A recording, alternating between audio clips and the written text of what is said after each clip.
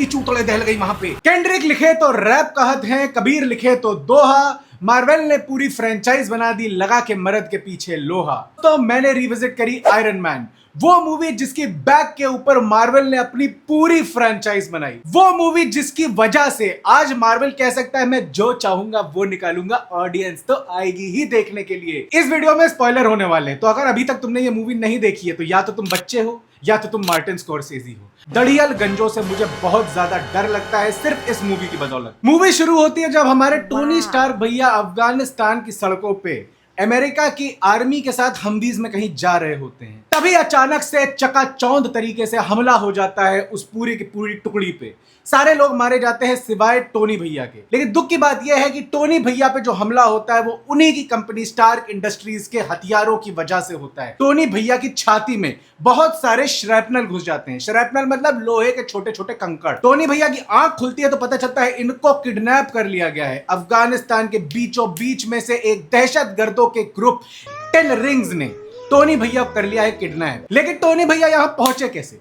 पता चलता है कि 36 घंटे पहले टोनी भैया को एक अवार्ड मिलने वाला था। जो देने वाले थे उनको उनके दोस्त कर्नल जेम्स, जो यूएस की एयरफोर्स में कर्नल है। लेकिन टोनी भैया क्या करते हैं, बाहर मस्त लौंडियों के साथ जुआ खेल रहे होते हैं। इनको इंटरेस्ट नहीं है अवार्ड में, क्योंकि इनको पता है ये जीनियस आदमी है। देखो, करोड़पति बाप की औलाद अगर बुद्धि तेज हो, अच्छा काम करती हो, तो उसको घंटा फर्क नहीं पड़ता अवार्ड मिले या ना मिले। अवार्ड गरीबों के लिए होता है। कसीनो से घर जाते समय इनको मिल गई एक पत्रकार ने इनसे 2-3 सवाल पूछे, जिन सवालों के माध्यम से टोनी भैया ने इनको सक्सेसफुली सिड्यूस कर लिया। बहुत ही बड़े प्लेबॉय भी हैं ये। फिर इस पत्रकार ने टोनी भैया के साथ वो किया जो आज की मीडिया करोड़पतियों के साथ करती है, देव दनादन पलंग तोड़ा, देव दनादन पलंग तोड़ा। अगले दिन सुबह उठती हैं तो पता चलता है कि पेपर पॉट्स ने इनके कपड़े ड्राई क्लीन करा रखे हैं और इनसे कह रहे निकल लो बेटा। ये पेपर पॉट्स यानी कि काली मिर्च का गमला, ये वो महिला है जो टोनी स्टार्क के सारे काम करती है। एक तरह से देखा जाए तो पर्सनल सेक्रेटरी, और बहुत ही कमाल की महिलाएं, एक्चुअली केयर करती हैं टोनी स्टार्क की। मोर इंपॉर्टेंटली इनको पता है कि कंपनी में क्या चल रहा है। So she is a multi talented professional, जो ना कि सिर्फ ये देखती हैं कि how are things going in Tony Stark's day to day life, but also take care of a lot of things in the company. Tony Stark की जो स्टार्क इंडस्ट्रीज है ये बनाती है हथियार, मौत के सौदागर हैं ये। और ये जा रहे हैं अफगानिस्तान, वहां पे जो यूएस फोर्सेस डिप्लॉयड है उनको डेमोन्स्ट्रेशन देने अपने जेरिको मिसाइल का। जेरिको मिसाइल क्या है भाई, कहीं भी घुसती है गांड फाड़ देती है भाई। टोनी स्टार्क के एक बहुत करीबी दोस्त है कर्नल जेम्स रॉडनी, जो इनको अवार्ड देने वाले थे ना। देख रहे हो, अमीर आदमी अवार्ड भी अपने दोस्तों से ही लेता है, गरीबों से नहीं लेता। ये तो आंडू पांडू लोगों को गरीब लोग अवार्ड पकड़ा देते हैं। डेमोन्स्ट्रेशन बढ़िया हो गया, लेकिन भाई अब जेम्स रोडनी क्या भाई, इनको भी दिखाना होता है। एक गरीब दोस्त अपने अमीर दोस्त को क्या दिखा सकता है कि तुम डिसिप्लिन नहीं हो, है ना। जेम्स रोडनी पूरी मूवी में यही कर रहे हैं। पूरी मूवी में टोनी स्टार्क को बता रहे हैं कि साले तुम लेट आए ना, तुम्हें टाइम की वक्त नहीं है ना। टोनी स्टार्क कहता है चूतिए, पीछे वाली वैन में बैठ के आओ। इस हमवी के ऊपर हुआ हमला और टोनी स्टार्क कर लिया गया किडनैप। 10 रिंग्स ने किडनैप कर लिया टोनी स्टार्क को। दहशतगर्द चाहते हैं कि उनके लिए टोनी स्टार्क मिसाइल बनाए। जब टोनी स्टार्क की आंख खुली तो उन्हें देखा उनकी छाती पे बहुत बड़ा सा गुल्ला लगा हुआ है। डॉक्टर साहब ये क्या है? तो डॉक्टर साहब वहां पे होते हैं हो यिनसन। इस एक बंदे ने टोनी स्टार्क की लाइफ की ट्रेजेक्टरी ऐसी चेंज की थी जिस वजह से यूनिवर्स कुड बी सेव्ड। तो हो यिनसन क्या बताते हैं इनको कि जो श्रैपनल तुम्हारी छाती में घुस गए थे ना, वो तुम्हारे दिल के पास चले जाते, तुम्हारे दिल के अंदर घुस जाते, तुम हो जाते रेस्ट इन पीस। इस वजह से ये इलेक्ट्रोमैग्नेट लगा रखा है हमने, और ये चार्ज हो रहा है कार की बैटरी से। सारे के सारे श्रैपनल चिपक रखे हैं इस इलेक्ट्रोमैग्नेट से। निकालोगे तुम्हारी चूतड़े दहल जाएगी, मर जाओगे टोनी, मत करियो ये। अब टोनी भैया के पास क्या चारा है? दहशतगर्द उनको डरा रहे हैं कि साला तुम हमारे लिए अगर हथियार नहीं बनाओगे तो हम तुम्हारी गंडिया तोड़ाई कर देंगे। अब टोनी स्टार्क आदमी भी जीनियस है, जितना भी सामान था वहां पे उससे इन्होंने बना लिया अपने लिए एक आर्क रिएक्टर। आर्क रिएक्टर क्या होता है? एक ऐसा रिएक्टर होता है जो पावर जनरेट करता है। लगा ली इस छाती पे।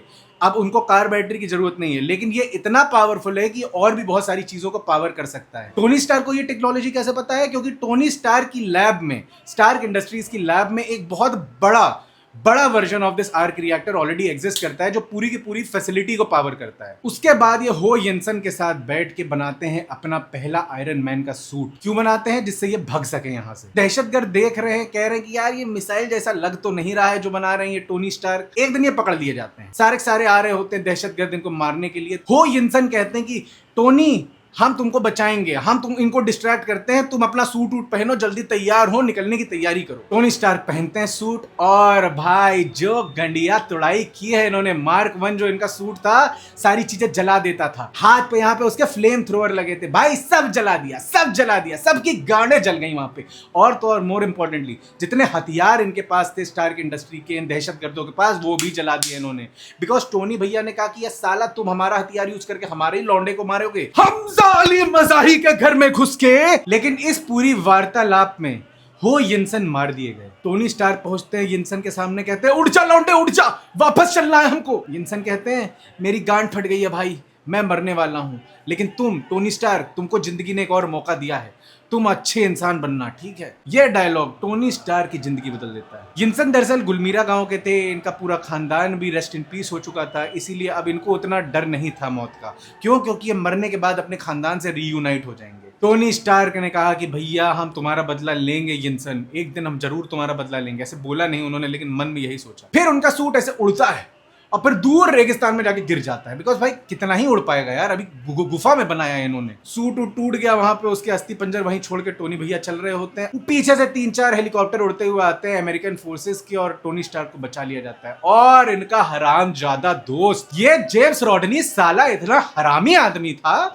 टोनी स्टार्क को आगे पता है पहले क्या कहता है? So how was the fun we, साले मजा आया, हमको अपनी वैन में नहीं बैठने दिए तुम, अब गंडिया तोड़ाई हो गई ना तुम्हारी। गिरे हुए को लात मार रहा है हरामजादा। फिर खैर गले लगाते हैं, वापस लेके आते हैं। अब देखिए टोनी स्टार्क अगर यूट्यूबर होते तो अपॉलॉजी वीडियो निकाल देते, लेकिन ये है करोड़पति आदमी, इसलिए गलती करने पे ये क्या करते हैं, ये करते हैं प्रेस कॉन्फ्रेंस। जैसे ही इनकी फ्लाइट यूएस में लैंड करती है, 2 चीजें कहते हैं। पहली, एक बर्गर लेके आओ, दूसरा प्रेस कॉन्फ्रेंस बुलाओ। डाउन टू अर्थ आदमी जमीन पे बैठ जाता है मीडिया वालों के साथ, और बर्गर खाते खाते कहता है कि जो हमारी स्टार्क इंडस्ट्री है ना, जो अभी तक हथियार बनाती आई है, हमने देखा कि हमारे हथियारों से हमारे ही जवानों को मार दिया गया, साला हम अब हथियार नहीं बनाएंगे। भाई सबकी चूतड़े दहल गई वहां पे। एक कैपिटलिस्ट पैसा ना कमाने की बात कैसे कर सकता है? Oh my God, how will this world function without a capitalist making money? और सबसे ज्यादा गांड पता है किसकी चलती है? उस गंजे की जिसने अपने बाल जाने की वजह से अपनी दाढ़ी से कॉम्पनसेट किया।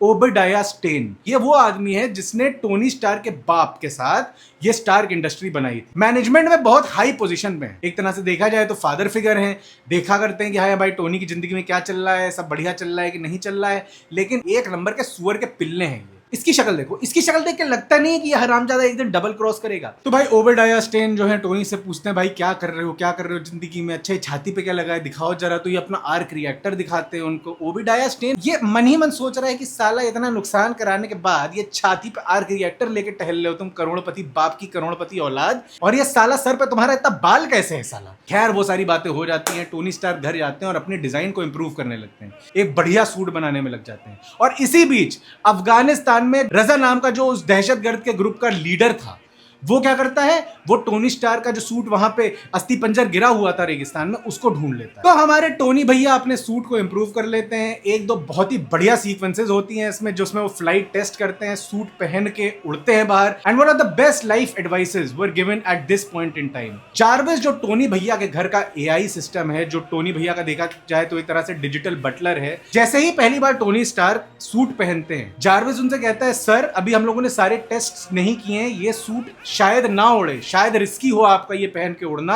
Late us run all the test and उसके बाद हम लोग ये उड़ा सकते हैं। टोनी स्टार्क इसमें बहुत बढ़िया चीज कह देते हैं, sometimes you have to run before you can walk. और उसके बाद अपने घर के गराज से निकल के जो उड़ते हैं टोनी भैया, पूरा का पूरा कैलिफोर्निया का आसमान जगमगा उठता है टोनी भैया की नजरों के सामने। ये ऊपर जा रहे होते, लेकिन इनके सिस्टम में बर्फ जम जाता है। क्यों? क्योंकि हाइट पे ठंडी होती है ना, तो इनका सूट जम सा जाता है। लेकिन ये किसी तरह से फ्लैप्स अपने डिसंगेज कर लेते हैं, जिस वजह से इनका सूट फिर से पावर हो जाता है और ये घर वापस आ जाते हैं। भाई अब टोनी भैया क्या कहते हैं कि यार सूट तो बढ़िया बनाया हमने, अब इसको थोड़ा पेंट भी कर देते हैं, बढ़िया पेंट करते हैं। उस वजह से हमको मिलता है हमारा आयरन मैन का सिग्नेचर कलर सूट। टोनी भैया देख रहे होते हैं टीवी पे एक तो इवेंट हो रहा है जो इन्हीं की कंपनी स्टार्क इंडस्ट्रीज ऑर्गेनाइज कर रही है। लेकिन देखो भाई कितने चिंदी लोग हैं इसकी कंपनी के, साला मालिक को ही इनविटेशन नहीं भेजा। गाड़ी में बैठते हैं, पहुंच जाते हैं पार्टी में, पार्टी में देखते हैं कि पेपर पॉट्स बहुत सुंदर लग रही हैं, उनके साथ थोड़ा डांस करते हैं। उसके बाद वो जो पत्रकार थी जो हमें शुरुआत में मिली थी, जिन्होंने टोनी भैया को देख के कहा था ओह क्या सेक्सी लड़का है, इसके साथ तो बहुत मजा आएगा, वो आती है और टोनी से कहती है how do you sleep at night. Tony ने कहा कि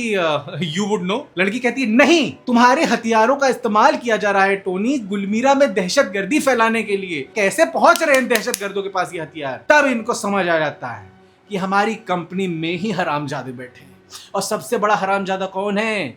हमारा गंजा बाप का दोस्त ओबेडाया स्टेन। उस हरामजादे के नाम में स्टेन आता है तो इंसानियत पे दाग तो होगा ही। वो टोनी स्टार्क जाके उसको कन्फ्रंट करते हैं। ये बहन का लौड़ा पता है क्या करता है? टोनी इधर आओ, फोटो खिंचाओ। भोसड़ी की तुम्हें गांड फाड़ी जा रही है यहाँ पे, तुम्हारा एमडी तुम्हारा मालिक तुमसे आके कह रहा है चूतिए क्या कर रहे हो, काहे हथियार बेच रहे हो दहशतगर्दों को? और ये बहन का लौड़ा क्या कहता है? टोनी फोटो खींचो। वो जो बोर्ड मीटिंग हुई थी ना जिसमें तुम्हारी पावर को नीचा दिखाया गया था, मैं था वो बाल वाले आदमी। ये टोनी अंदर ही अंदर सोच रहा होता है ये साले गंजे को एक दिन इसकी औकात दिखाऊंगा। टोनी भैया घरे आते हैं, सूट पहनते हैं और उड़ के फट से निकल लेते हैं Gulmira. This shooting up sequence of Iron Man has to be one of the greatest shooting up sequences of all time. जाते हैं गुलमीरा और चूतड़े फाड़ देते हैं दहशतगर्दों। एक सीन आता है जिसमें एक टैंक इनके ऊपर गोली चलाता है, इनको कुछ नहीं होता।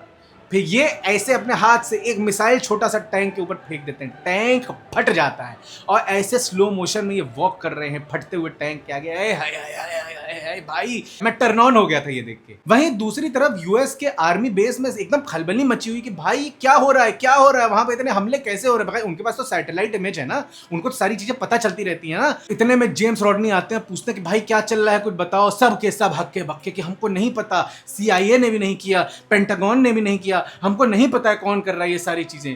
जेम्स कहते हैं हमको पता है कौन कर रहा है। फोन मिला देते हैं टोनी को। इस बीच टोनी उड़ते हुए घर वापस आ रहे होते हैं।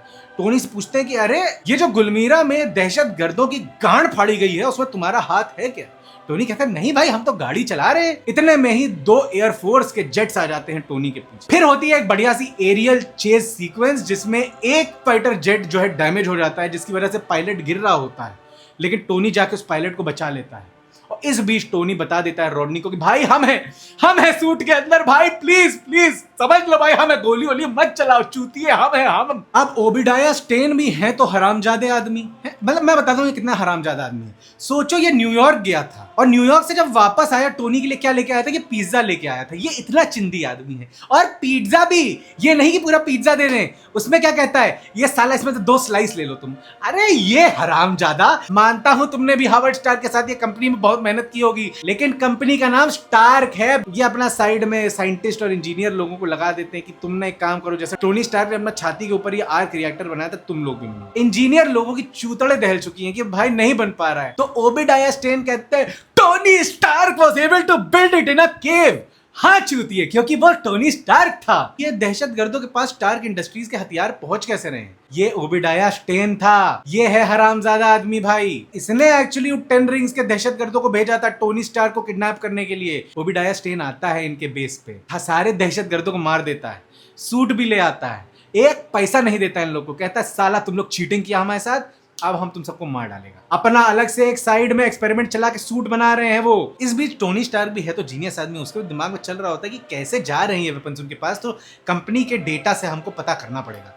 ये भेज देते हैं पेपर पॉट्स को एक पेन ड्राइव लेके कि जाओ इसमें पूरा डेटा लेके आओ। वहां पेपर पॉट्स को भी पता चल जाता है कि ओबिडाया स्टेन ने टोनी को किडनैप करवाया था, कैसे ओबिडाया स्टेन ही ये सारे स्टार्क इंडस्ट्री के हथियार इन दहशतगर्दों को दे रहा है। अब जब निकल रही होती है पेपर पॉट्स, वहां पे ओबिडाया स्टेन आ जाते हैं, उनको पता चल जाता है कि पेपर को सब पता चल गया है। अब हरामजादा आदमी अपनी गलती छुपाने के लिए क्या करेगा? पश्चाताप तो करेगा नहीं, वो औरत पे ही हमला करना चाहता है। ओबिडाया स्टेन पीछे पड़ जाते हैं पेपर पॉट्स के। ये भाग रही होती हैं और कॉल कर देती है, पता है किसको?